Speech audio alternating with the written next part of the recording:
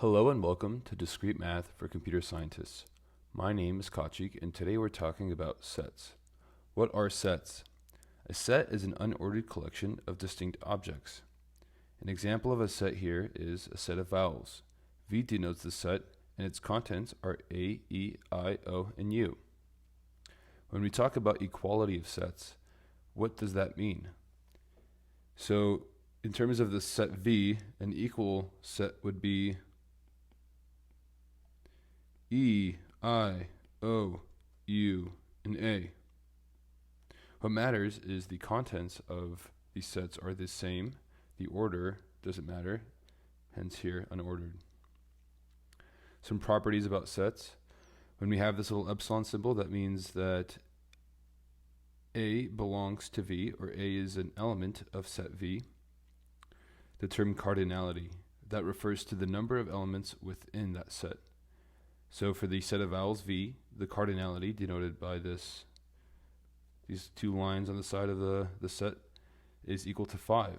One for A, one for E, one for I, one for O, and one for U. A subset is quickly defined as a set of elements contained in another set. So when we say set A is a subset of set B, what that means is every element in A is also an element in B.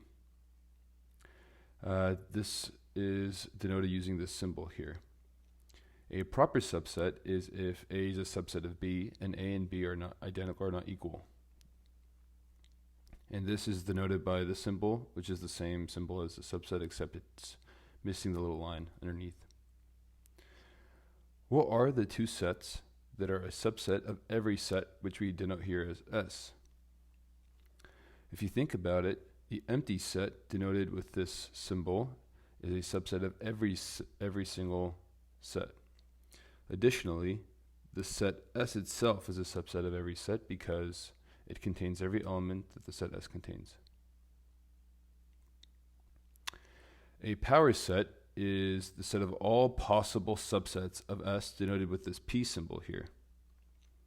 So when we say find the power set where S is equal to elements 1, 2, and 3, power set is the empty set. It's each element by itself, so 1, 2, and 3, and it's a set of the sets that contain two elements, 1 and 3, and finally it's the set that it's itself, 1, 2, and 3. So here is this entire power set of the set S. If I say the cardinality of the power set here, that is equal to 1, 2, 3, 4, 5, 6, 7, 8. Some examples of sets. The set of natural numbers here from 0 to infinity. The set of integers from negative infinity to positive infinity. And another representation of sets we can have is describing the elements within the set. So here we say the set V, or say W, is equal to the set X, where X is positive even integers less than 10. So this is 2, 4, 6, and 8. So what are other ways to represent the set above?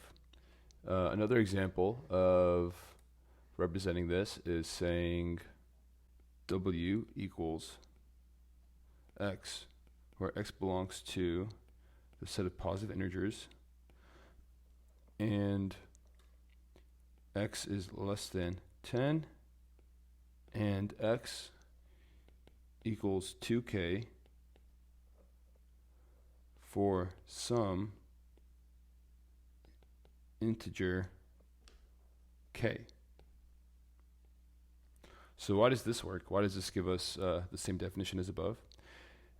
This piece reveals that the element X must be even, since 2 times any number, any integer, gives us an even number, And this piece restricts the set to only contain elements less than 10, as we wanted above. In the next lecture, we'll use these sets to introduce the idea of counting in combinatorics.